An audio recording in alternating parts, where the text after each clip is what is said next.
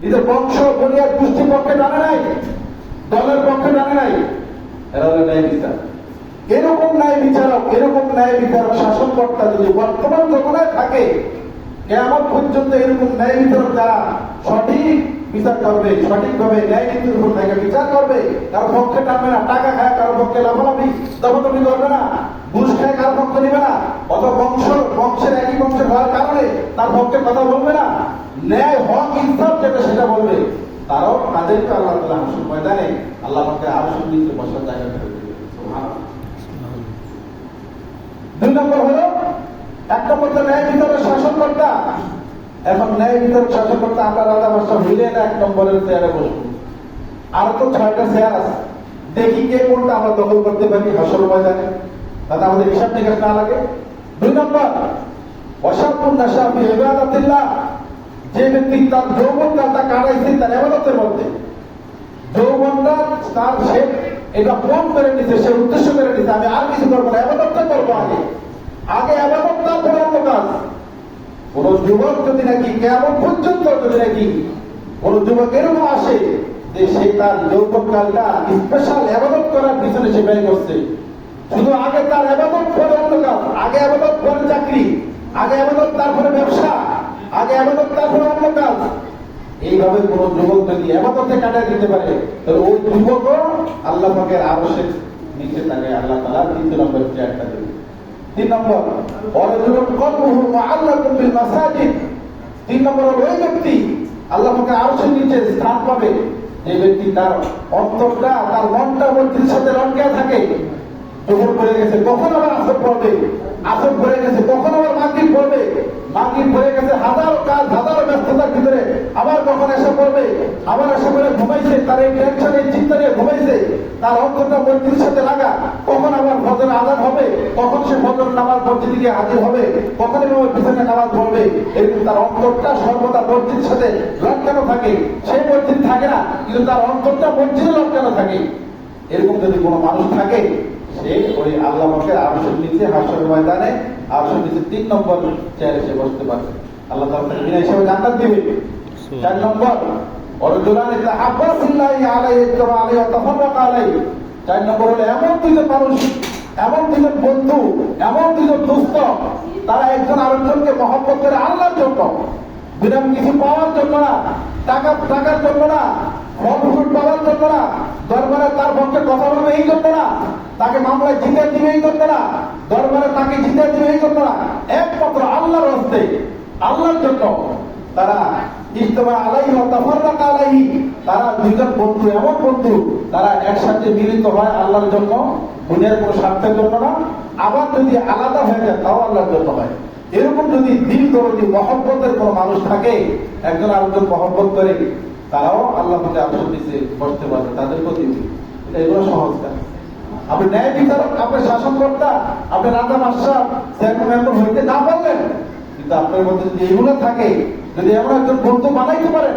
আপনি তাকে আল্লাহর রাস্তে মহব্বত করেন কোনো স্বার্থের জন্য না, এবং সে আপনাকে আল্লাহর রাস্তে মহব্বত করেন, তাহলে এই দুইজন, এই দুই বন্ধু আরশের নিচে বসতে পারে। এরপরে বলা হয়েছে ওয়ারাজুলুন দাআতু ইমরাতুন যাতা হাসি ওয়া জামালিন ফাকালা ইন্নী আখাফুল্লাহ, এমন যুবক, এমন সুপুরুষ, তাকে কোন সুন্দরী, ভালো বংশের রুচিশীল কোন সুন্দরী যুবতী মহিলা তাকে খারাপ কাজের দিকে আহ্বান করছে, সেই বলছে আমি আল্লাহকে ভয় করি, আমি যাইতে পারবো না তোমার সাথে, আমি হোটেলে যাইতে পারবো না, আমি আমার সাথে হোটেলে তোমাকে স্ত্রী পরিচয়ে তোমাকে নিয়ে উঠতে পারবো না।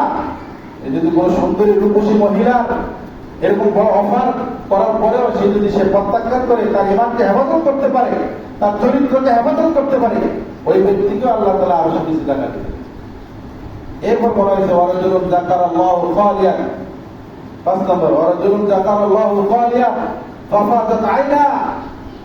কোন মানুষ সারা জীবন ভুল করছে, কোন মুসলমান সারা জীবন করছে, ভুলে ছিল, গুনার কাজ করছে, অনেক নাফরমানি কাজ করছে, অনেক গুনার কাজ করছে, শেষ বয়সে সে তার অনুশোচনা হয়েছে, সে বুঝছে তাই না গুনার, আমি আমার উপর জুলুম করে ফেলছি, সে শেষ রাতে উঠে আল্লাহ তাআলার কাছে কান্নাকারি করে, তার গুনার জন্য কান্না করে আল্লাহর কাছে শেষ রাতে, তার পিছনের জিন্দেগি গুনার জন্য সে আল্লাহর কাছে শেষ রাতে উঠা আল্লাহর কাছে কান্নাকারি করে, ওই ব্যক্তিও আল্লাহ পাকের আরশের নিচে স্থান পাবে। ওই ব্যক্তিকে আল্লাহ তাআলা সম্মানের চেয়ার দিবেন আসলে। এরপর বলা হয়েছে অর্জুন তাসাদ্দাকা বিসাদাকাতিন বা তাকালু শিমালু হাত্তা ইয়ানফু বিয়ামিনুহু, এমন ভাবে এমন গোপনীয় ভাবে সে সদকা করে, সে ডান হাতে কি দিল তার বাম হাতও জানে না। এর উদ্দেশ্য হলো মানে সে এমন ভাবে সদকা করে, তার নিজের তার স্ত্রী পরিবার ছেলে মেয়ে কেউ জানে না, সে এমন ভাবে এমন গোপনীয় ভাবে অর্থাৎ এমন ভাবে সে দান করলো, এমন ভাবে সে একটা মহৎ কাজ করলো, একজন উপকার করলো, একজনকে বিপদ থেকে মুক্ত করলো, একজনের মামলা করে যেতেছে তাকে বিপদ থেকে মুক্ত করলো, পয়সা দিয়ে সহযোগিতা করলো, তাকে দান করলো, একজন নাকা মারা যাইতেছে তাকে সহযোগিতা করলো, একজনের বিনা ওষুধে সে অসুস্থ হয়ে সে খুব মানে খুব অসুবিধার মধ্যে আছে, তাকে ওষুধের ব্যবস্থা করে দিল, এমন ভাবে দান করছে, সেই দানটা এমন হয়েছে যে ডান হাতে দিল মনে হয় যে বাম হাতেও জানে না,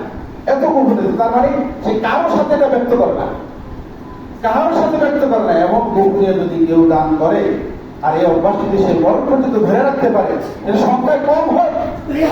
আল্লাহ হাবিব বলেন আহাব্বুল আমালি ইলাল্লাহি আকরামুহা ওয়া ইনকাল্লাহ, আল্লাহ তাআলার কাছে আমলটা সবচেয়ে বেশি প্রিয় যেটা সবসময় করা হয়, অল্প হোক কিন্তু সবসময় করা হয়। আপনি অল্প করেন, দান অল্প করেন, কিন্তু এমন ভাবে দান করেন প্রচার প্রসারের দরকার নেই। ভাই আমার প্রচারের দরকার নেই। বর্তমানে কিছু মানুষ আছে 5 টাকা দিয়ে 3 বার হুজুর 5 টাকা নোটটা দিয়ে গেছে, মসজিদ ঝাড়ু দিয়ে আবার সবাই মসজিদ ঝাড়ু নষ্ট করতেছেন।